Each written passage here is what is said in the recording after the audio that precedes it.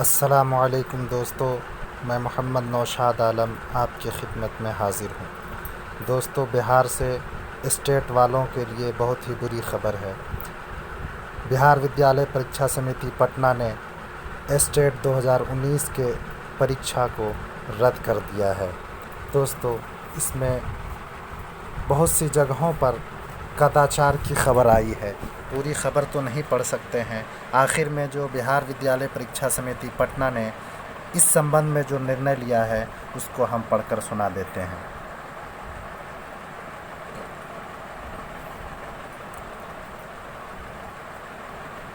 इस प्रकार सभी पहलुओं के जांच उपरांत बिहार बोर्ड द्वारा गठित 4 सदस्यीय जांच समिति द्वारा दिनांक 28/1/2020 को राज्य के कुल 317 परीक्षा केंद्रों पर 2 पालियों में आयोजित स्टेट 2019 के निरस्त करने का अनुशंसा किया गया है।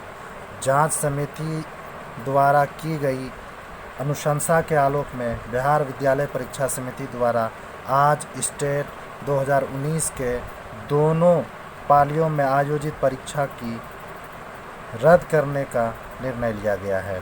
साथ ही इस आलोक में